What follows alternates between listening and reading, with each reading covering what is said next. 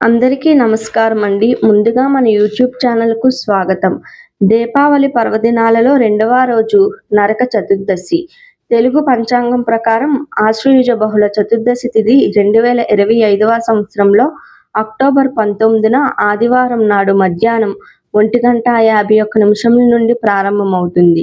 తిరిగి అక్టోబర్ 20వ తేదీ మధ్యాహ్నం 3:40 ముగుస్తుంది. కావున మనం అక్టోబర్ 19వ తారీఖు ఆదివారం నాడు నరక చతుర్దశిని జరుపుకుంటాం. ముందుగా నరక చతుర్దశి యొక్క విశిష్టత గురించి తెలుసుకుందాం. ఒకప్పుడు భూదేవికి వరాహ అవతారంలో ఉన్న శ్రీ మహావిష్ణువుతో వివాహం అయ్యెను. ఆ ఇద్దరికి ఒక శిశువు పుట్టెను. అతనే నరకుడు. దివ్య జన్మతో పుట్టిన ఆ బాలుడు భవిష్యత్తులో లోకానికి విపత్తు అవుతాడని ఎవరూ ఊహించలేదు. నరకుడు చిన్న వయసులోనే భక్తి, విద్య, శౌర్యాలలో ప్రతిభ చూపించెను. తరువాత కాలంలో నరకుడు తపస్సు చెయ్యగా పరమశివుడు ప్రత్యక్షమయ్యెను. పరమశివుడు సంతోషించి ఏ వరం కావాలో కోరుకోమని నరకుడిని అడగగా, నరకుడు నాకు తల్లి చేత తప్ప ఇంకెవ్వరి చేత మరణం సంభవించకూడదు అని వరం ఇవ్వమనెను. వరం పొందిన తర్వాత నరకుడు గర్వంతో మునిగిపోయెను. వరగర్వంతో నరకాసురుడు స్వర్గాన్ని, భూలోకాన్ని వణికించెను. దేవతల పట్ల దౌర్జన్యంగా ప్రవర్తించెను. అనేక రాజులను జయించి 16,000 రాజకుమార్తెలను బంధించెను.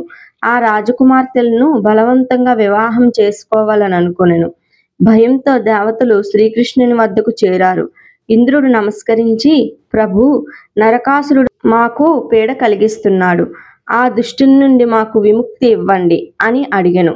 తరువాత శ్రీకృష్ణుడు ఆ దాష్టుని అంతం చెయ్యాలని నిర్ణయించుకున్నాడు. కానీ నరకాసురుడు తన తల్లి చేత తప్ప మరెవరి చేతిలో చావు పొందడని తెలుసుకొని తన భార్య సత్యభామతో కలిసి యుద్ధానికి వెళ్ళాడు. భూదేవియే సత్యభామ రూపంలో అవతరించెను. రథసారథిగా శ్రీకృష్ణుడు, యోధినిగా సత్యభామ కలిసి యుద్ధానికి బయలుదేరెను. యుద్ధం ప్రారంభమయ్యింది. నరకాసురుడు అహంకారంతో రథాల మీద దూసుకొచ్చాడు. యుద్ధం భీకరంగా మారింది. ఒక దశలో నరకాసురుడి శక్తివంతమైన బాణం శ్రీకృష్ణుని తాకింది. శ్రీకృష్ణుడు క్షణం మూర్ఛపోయాడు. ఆ క్షణంలోనే సత్యభామ భూదేవి రూపంలో దివ్య కోపంతో బాణం ఎక్కుపెట్టి నరకాసురుని సంహరించింది. ఆకాశమంతా బంగారు కాంతితో మెరుస్తూ దేవతల పుష్పవర్షం కురిపించారు. అంధకారం తొలగిపోయి ధర్మం గెలిచింది. ఆ రోజు ఆశ్వయుజమాస కృష్ణ పక్ష చతుర్దశి తిథి. అదే నరక చతుర్దశిగా ప్రసిద్ధి చెందింది. ఇది నరక చతుర్దశి యొక్క విశిష్టత.